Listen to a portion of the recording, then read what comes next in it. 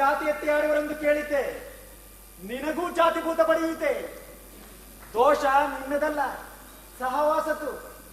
ನಾನು ಶೂದ್ರ ಅನ್ನವಾದರೆ ಕ್ಷತ್ರಿಯರ ಅನ್ನ ಯಾವುದು, ವೈಶ್ಯರ ಅನ್ನ ಯಾವುದು ಹೇಳುವಯಾ?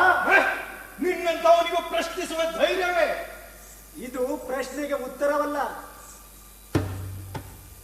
ಈ ಲೋಕದಲ್ಲಿ ಇಂಥ ಜಾತಿಯವರು ಇಂಥ ಅನ್ನವನ್ನೇ ಉಣಬೇಕೆಂಬ ನೀತಿ ಇದೆಯೇ? ಜಾತಿಗೂ ಆಹಾರಕ್ಕೆ ಗಂಟು ಹಾಕುವುದು ನಿನಗೆ ತರವಲ್ಲ.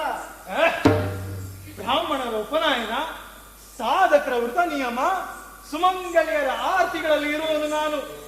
ಅರಮನೆ ಗುರುಮನೆಯಲ್ಲಿ ನಿತ್ಯ ರಂಜಿಸುವ ಅತಿಶಯ ನೈವೇದ್ಯ ನಾನು. ಓಹೋ, ಬ್ರಾಹ್ಮಣರು ಸೇವಿಸಿದರೆ ನೀನು ಶ್ರೇಷ್ಠ, ದುಡಿಯುವ ಜನ ರೈತರು ಉಂಡರೆ ನಾನು ಕನಿಷ್ಠ. ಇದು ಯಾವ ಲೆಕ್ಕ? ಬ್ರಾಹ್ಮಣರು ಮಾತ್ರವಲ್ಲ, ಮದುವೆ ಮಂಗಳ ಕಾರ್ಯಗಳಲ್ಲಿ ಅಕ್ಷತೆಯಾಗಿ ನಾನು ಬೇಕು. ಶಸ್ತ್ರಾಸ್ತ್ರ ಪೂಜೆಯಲ್ಲಿ ಮಂತ್ರಾಕ್ಷತೆಯಾಗಿ ನಾನು ಬೇಕು. ಪುರೋಹಿತರ ಹಣೆ ರಂಜಿಸಲು ಗಂಧಾಕ್ಷತೆಯಾಗಿ ನಾನು ಬೇಕು. ರಾಜರಿಗೂ ನಾನು ಬೇಕು, ರಾಂಕರಿಗೂ ನಾನು ಬೇಕು. ಹೌದು ಹೌದು, ನೀನೇ ಬೇಕು. ಹೆಣದ ಬಾಯಿಗೆ ತುತ್ತಾಗಲು ಬೇಕು, ಸತ್ತವರ ಶಾತಕ್ಕೆ ನೈವೇದ್ಯವಾಗಬೇಕು, ದಿನಕರ್ಮಕ್ಕೆ ಪಿಂಡವಾಗಬೇಕು, ಕಾಗಗಳ ಬಾಯಿಗೆ ತುತ್ತಾಗಬೇಕು. ಸಾಕು ಸಾಕು, ಬಾಯಿಗೆ ಬಂದಂತೆ ಬಗಳಬೇಡ. ಜಂಬ ಕೊಚ್ಚಿಕೊಂಡವರು ದೊಡ್ಡವರಾಗುವುದಿಲ್ಲ. ಭೂಮಿಯ ಮೇಲೆ ಹುಟ್ಟಿದ ಪ್ರತಿ ಜೀವಿಗೂ ವ್ಯಕ್ತಿತ್ವವಿದೆ, ಅದನ್ನು ಗೌರವಿಸುವುದು ನಿಸರ್ಗ ಧರ್ಮ. ಇದನ್ನು ಬಿಟ್ಟು ಮನುಷ್ಯರು ಮಾಡುವರೆಂದು ದಾನಗಳು ಭೇದ ಭಾವ ಮಾಡುವುದೇ? ನೀನು ಚತುರ ಮಾತುಗಳನ್ನಾಡಿದರೆ ದೊಡ್ಡವನಾಗುವೆ ಎಂದು ತಿಳಿದುಕೊಂಡಿದ್ದೀಯಾ? ಇಲ್ಲ, ಬರೀ ಮಾತಿನಿಂದ ಬದುಕಿಗೆ ಗೌರವ ಇಲ್ಲ, ಕೃತಿ ಬೇಕು. ನನ್ನನ್ನು ರೊಟ್ಟಿ ಮಾಡಿ ಉಂಡವರ ಕೇಳು, ಅಂಬಲಿ ಮಾಡಿ ಕುಡಿದವರ ಕೇಳು ನನ್ನ ಅಂತರಂಗದ ರುಚಿ ಏನೆಂದು. ನನ್ನನ್ನು ತರತರಹದ ಪಕ್ವಾನ ಮಾಡಿ ಉಂಡವರನ್ನು ನೀನು ಕೇಳು, ನನ್ನ ಸುಗ್ರಾಸ ಭೋಜನದ ಸವಿ ಏನೆಂದು. ನಿಜ ನಿಜ, ಭೋಜನ ಪ್ರಿಯರ ನಾಲಿಗೆಗೆ ಮಾತ್ರ ನೀನು ಸವಿಸಲಿ. ನಾನಾರಿಗೆ ಬೇಡವಾಗಿರುವೆ ಹೇಳು. ರೋಗಿಗಳಿಗೆ, ಹೆತ್ತ ಬಾಣಂತಿಯರಿಗೆ. ರೋಗಿಗಳ ಸ್ನೇಹ ನನಗೆ ಸಲ್ಲದು. ಆರೋಗ್ಯವಂತರೇ ನನ್ನ ಸಂಗಾತಿಗಳು. ರೋಗಿಗಳೊಂದಿಗಿರುವ ನೀನೊಬ್ಬನು ರೋಗಿಷ್ಠನೇ. ರೋಗಗಳಿಗೆ ಕಾರಣವೇ ನೀನು. ರೋಗಿಗಳ ಸೇವೆ ಮಾಡುವುದಕ್ಕೂ ಯೋಗ್ಯತೆ ಬೇಕು. ಅಶಕ್ತರಿಗೆ ಶಕ್ತಿಯಾಗುವುದು, ರೋಗಿಗಳಿಗೆ ರೋಗ ನಿರೋಧಕ ಶಕ್ತಿ ತುಂಬುವುದು ನನ್ನಂತ ಶಕ್ತಿವಂತನಿಗೆ ಮಾತ್ರ ಸಾಧ್ಯ. ಹೌದು ಹೌದು, ರೈತರ ಬಡವರ ಮುಖ ನೋಡಿದರೆ ಗೊತ್ತಾಗುವುದು ನಿನ್ನ ಶಕ್ತಿ. ಉಂಡವರು ಉಪವಾಸಿಗಳು ತಿಳಿಯುವುದೇ ಇಲ್ಲ. ಅದಕ್ಕೆ ನಾನು ಕಾರಣನಲ್ಲ, ನಿಮ್ಮಂತವರ ಅಹಂಕಾರದ ಜಡ. ಅಸಮಾನತೆ ಕಿಡಿಗಳಿಂದ ಮುಖಗಳು ಬಾಡಿರುತ್ತವೆ. ಮುನಿಗಳಿಗೆ, ಯೋಗಿಗಳಿಗೆ ಕೇಳು, ಸಿದ್ಧ ಸಾಧಕರಿಗೆ ಕೇಳು, ರಾಗಿಯ ರುಚಿ ಏನೆಂದು.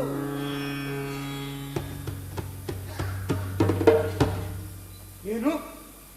ಗಂಧ ಸೂಸುವ ಚಂದನದ ಗಿಡ ಒಣ ಹುಲ್ಲಿಗೆ ಸಮವೇ? ಆಕಳ ಹಾಲು ಆಡಿನ ಹಾಲಿಗೆ ಸಮವೇ? ಮುಖ ನೋಡಿ ಮಣೆ ಹಾಕುವ ನಿಮ್ಮಂತವರಿಂದ ಬಡವರಿಗೆ ನ್ಯಾಯ ಸಿಗುವುದು ಕನಸಿನ ಗಂಟು. ಬಡವರಿಗೂ ಬಡತನಕ್ಕೂ ಅನಾದಿ ಕಾಲದ ನಂಟು. ನಿನ್ನ ಮಾತಿಗೂ ಬಡತನವಿಲ್ಲ, ಬಡಿಯುವಾಗ ಸಾಕು.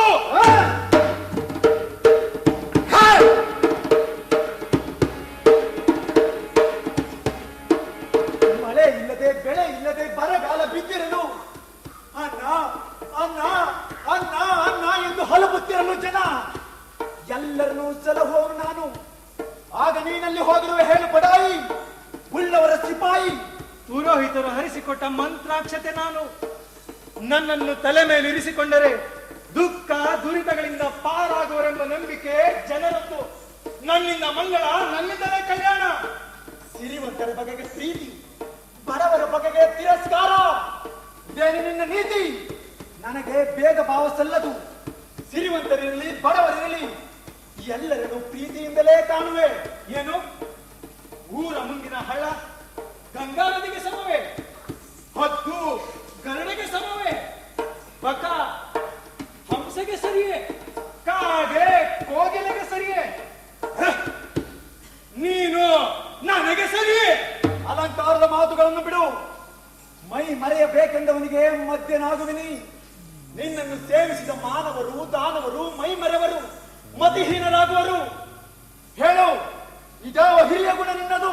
ಸಜ್ಜನರು ಆಡಿದರೆ ಪತಿಕರಿಸೆ ಲಜ್ಜೆಗೆ ಶಿರವ ಬಾಗುವರು ನೋಡಿರೈ ಸಭೆಯವರು. ಧರ್ಮತಿಗೇಡಿಯವನಾಡುವದನಾವನ್ನಾಡಿದರೆ ಉರುಳಿಲ್ಲ ಶಿವ ಶಿವ.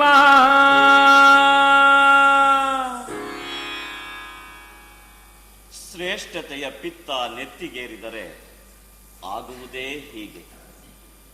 ನೋಡಿದಿರಾ, ಮೈಯಲ್ಲಿ ರಕ್ತ ಕುದಿತಾ ಇದೆ, ಕಣ್ಣು ಕೆಂಪಾಗಿವೆ, ಬೆವರಿನಿಂದ ತೊಯ್ದಿದ್ದಾರೆ. ಎಷ್ಟೊಂದು ಕೋಡುಗಳು ಈ ಅಹಂಕಾರಕ್ಕೆ!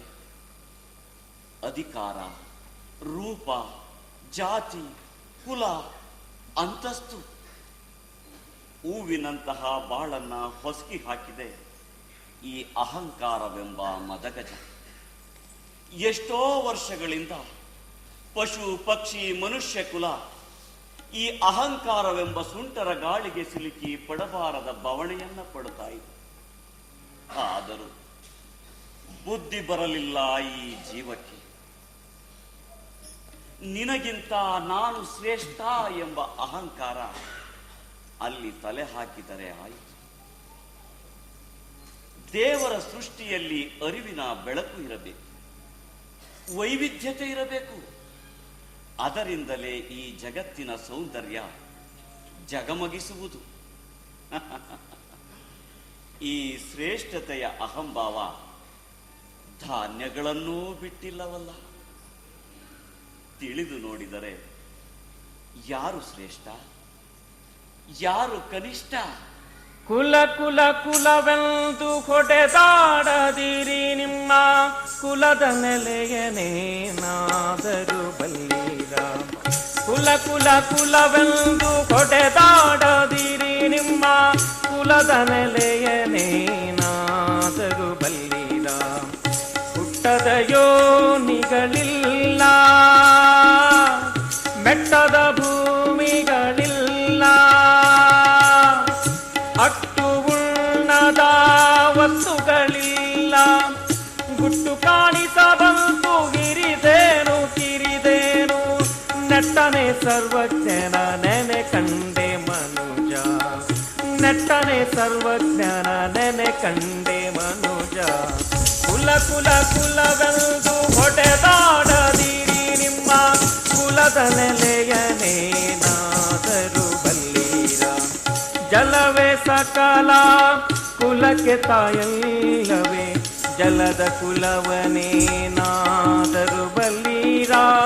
ಜಲದ ಬಬ್ಬುಳಿಯಂತೆ ಸ್ಥಿರವಲ್ಲವೀ ದೇಹ, ನೆಲೆಯನರಿತು ನೀ ನೆನೆ ಕಂಡೆ ಮನುಜ. ನೆಲೆಯನರಿತು ನೀ ನೆನೆ ಕಂಡೆ ಮನುಜ. ಕುಲ ಕುಲ ಕುಲವೆಂದು ಹೊಡೆದಾಡದಿರಿ, ನಿಮ್ಮ ಕುಲದ ನೆಲೆಯನೇನಾದರೂ ಬಲ್ಲೀರ. ಹರಿಯೇ ಸರ್ವೋತ್ತಮ, ಹರಿಯೇ ಸರ್ವೇಶ್ವರ, ಹರಿಯೇ ಸರ್ವೋತ್ತಮ, ಹರಿಯೇ ಸರ್ವೇಶ್ವರ. ಹರಿಮಯವೆಲ್ಲವೆನ್ನು ತಿಳಿದು ಸಿರಿಕಾಗಿ ನೆಲೆಯಾದಿ ಕೇಶವರಾಯನ ಚರಣ ಕಮಲವ ಕೀರ್ತಿಸುವನೆ ಕುಲಜ. ಚರಣ ಕಮಲವ ಕೀರ್ತಿಸುವನೆ ಕುಲಜ. ಕುಲ ಕುಲ ಕುಲವೆಂದು ಹೊಡೆದಾಡದಿರಿ, ನಿಮ್ಮ ಕುಲದ ನೆಲೆಯನೇನಾದರೂ ಬಲ್ಲಿರ. ಕುಲ ಕುಲ ಕುಲವೆಂದು ಹೊಡೆದಾಡದಿರಿ, ನಿಮ್ಮ ಕುಲದ ನೆಲೆಯನೇನಾದರೂ ಬಲ್ಲಿರ. ಕುಲದ ನೆಲೆಯನೇನಾದರೂ ಬಲ್ಲಿರ. ಈ ಅಹಂಕಾರ ಭಯಂಕರವಾದ, ಭಯಾನಕವಾದ.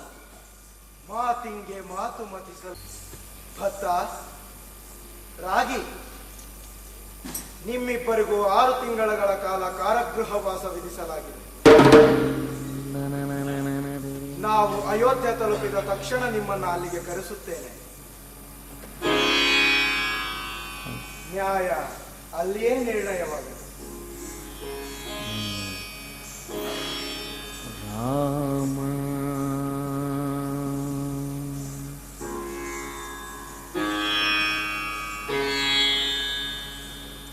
ರಾಮ ಜಯ ಜಯ ರಾಮ ಜಯ ಜಯ ರಾಮ ರಾಮ ಜಯ ಜಯ ರಾಮ ರಾಮ ಜಯ ಜಯ ರಾಮ ತನಗ ದಿಂದಿಂ ತನನ ದಿರೆ ನನ ತನನ ದಿಂದಿಂ ತನನ ದಿರೆ ನನ ತನನ ದಿಂದಿಂ ತನನ ದಿರೆ ದಿಂದಿಂ ತನನ ದಿರೆ ನನ ದಿಂದಿಂ ತನ ದಿರೆ ನನ ತನನ ದಿಂದಿಂ ತನ ದಿರೆ ನನ ದಿರೆ.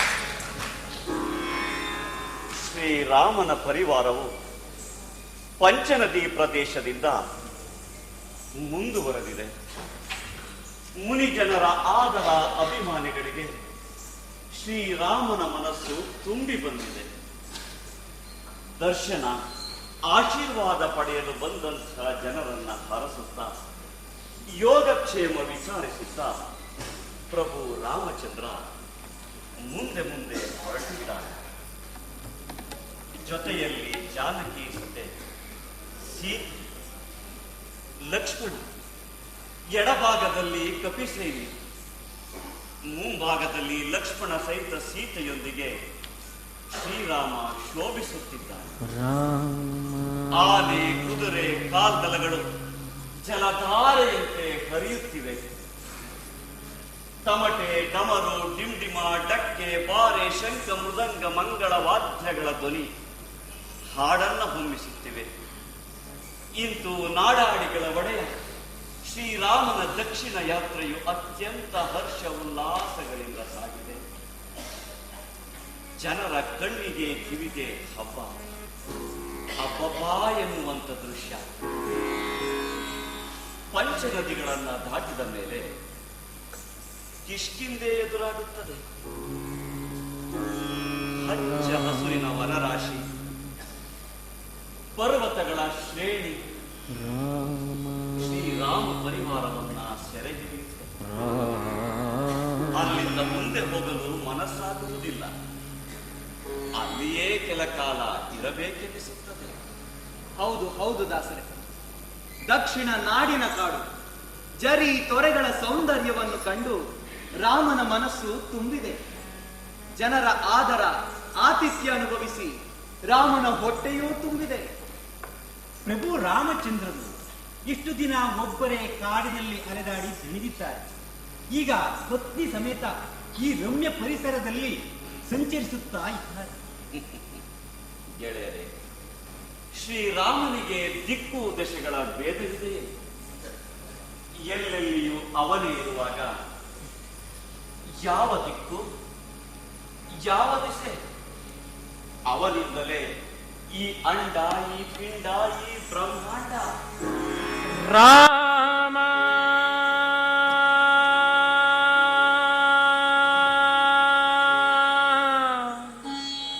ರಾಮ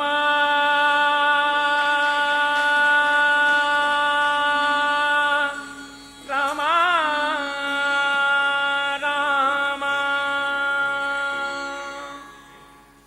ಎಲ್ಲಿ ನೋಡಿದರಲ್ಲಿ ರಾಮ ಇದಬಲ್ಲ ಜಾಣರ ದೇಹದಲ್ಲಿ ನೋಡಣ್ಣ. ಎಲ್ಲಿ ನೋಡಿದರಲ್ಲಿ ರಾಮ ಇದಬಲ್ಲ ಜಾಣರ ದೇಹದಲ್ಲಿ ನೋಡಣ್ಣ. ರಾಮ ಜಯ ಜಯ ರಾಮ ರಾಮ ಜಯ ಜಯ ರಾಮ. ಬೊಮ್ಮ ಮಾಡಿದ ತನು ಬಿಟ್ಟು ವಿಶ್ವಕರ್ಮ ಮಾಡಿದ ಬೊಂಬೆಯನಿಟ್ಟು. ಬೊಮ್ಮ ಮಾಡಿದ ತನು ಬಿಟ್ಟು ವಿಶ್ವಕರ್ಮ ಮಾಡಿದ ಬೊಂಬೆಯನಿಟ್ಟು. ಸುಮ್ಮನೆ ಕೂಗುಗಳಿಟ್ಟು ಆದ ನಂಬುವೆರೆಂಬೆನೋ ಹೋದ ಕೆಂಗೆಟ್ಟು. ಸುಮ್ಮನೆ ಕೂಗುಗಳಿಟ್ಟು ಅದ ನಂಬುವೆನೆಂಬೆನೋ ಹೋದ ಕೆಂಗೆಟ್ಟು. ಎಲ್ಲಿ ನೋಡಿದರಲ್ಲಿ ರಾಮ ಎದಬಲ್ಲ ಜಾಣರ ದೇಹದಲ್ಲಿ ನೋಡಣ್ಣ. ರಾಮ ಜಯ ಜಯ ರಾಮ ರಾಮ ಜಯ ಜಯ ರಾಮ ರಾಮ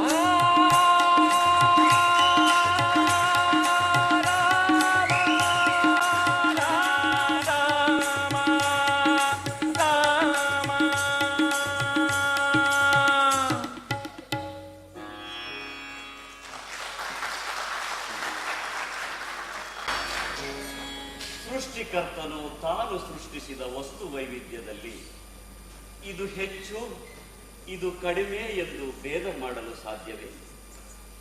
ಶ್ರೀರಾಮನ ಪ್ರೀತಿಯ ಸೂತ್ರದಲ್ಲಿ ಅಖಂಡ ಬ್ರಹ್ಮಾಂಡದ ತರತರದ ಮನಸ್ಸುಗಳು, ಬಗೆ ಬಗೆಯ ಜನಪದಗಳು, ಭಕ್ತಿ ಭಾವಗಳಿಂದ ಕೋಣಿಸಿಕೊಂಡಿವೆ.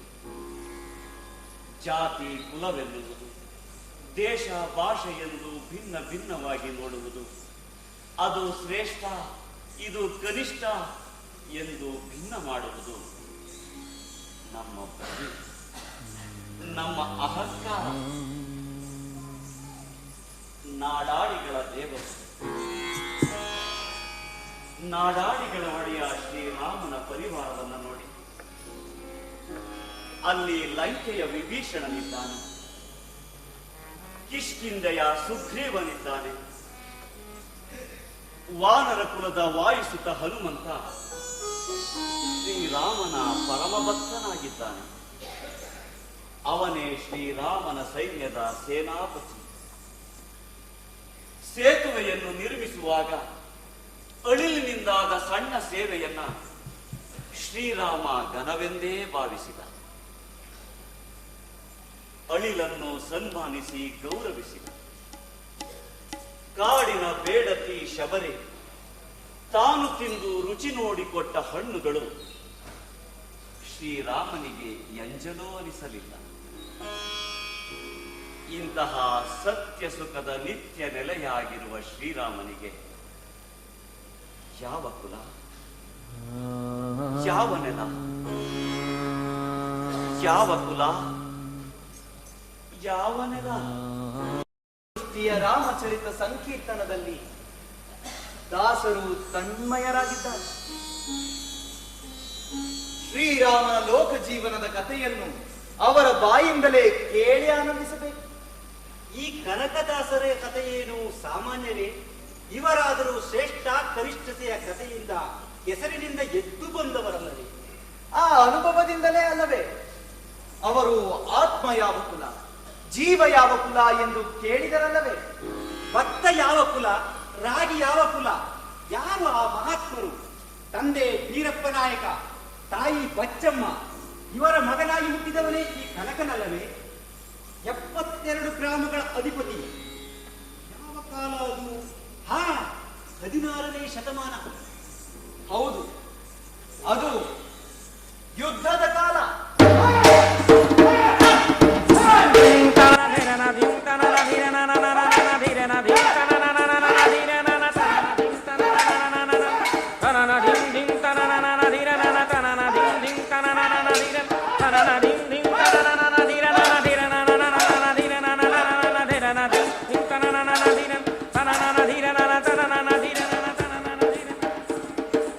ಯುದ್ಧದಿಂದ ಜರ್ಜರಿತವಾದ ನೆಲ, ತ್ರಸ್ತಗೊಂಡ ಜನ, ಬೇಸತ್ತ ಬದುಕು. ಎಲ್ಲಿ ನೋಡಿದರೂ ಯುದ್ಧ ಯುದ್ಧ. ಯಾತಕ್ಕಾಗಿ? ಅಹಂಕಾರ, ಕಬಳಿಸುವ ಗುಣ, ಹಣದ ಲಾಲಸೆ, ಮನುಷ್ಯರಲ್ಲಿದ್ದಂತಹ ಕುರೂಪತೆಯ ನಗ್ನ ನರ್ತನ. ಯುದ್ಧದೊಳಗಿನ ಜೋಕಾಲಿ ತಿಮ್ಮಪ್ಪ ನಾಯಕನಿಗೂ ಬಡಿಯಿತು. ಅದರೊಳಗೆ ಸೋಲು ಗೆಲುವಿನ ಜೋಕಾಲಿ ಚೀಕಿದ. ಸಾವು ನೋವಿನ ಸನ್ನಿವೇಶ ಕಂಡು ಕಣ್ಣೀರಿಟ್ಟ, ಕಂಗೆಟ್ಟು ನಿಂತ. ತಿಮ್ಮಪ್ಪ ನಾಯಕನ ಹೊರಗೂ ಯುದ್ಧ, ಒಳಗೂ ಯುದ್ಧ.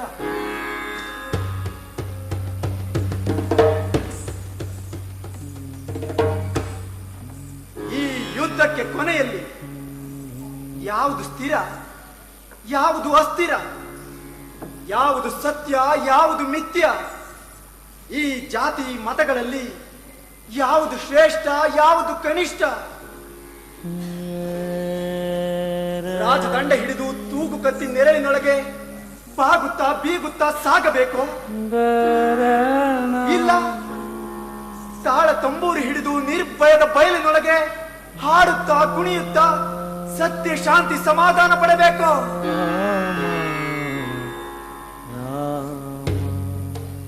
ಒಳಗಿನ ಭಾವಕೋಶದೊಳಗೆ ಲೋಕ, ಲೌಕಿಕ ಮತ್ತು ಆಧ್ಯಾತ್ಮ ಭಾವನೆಗಳ ಸಂಘರ್ಷ ಬಹಳ ಜೋರಾಯಿತು.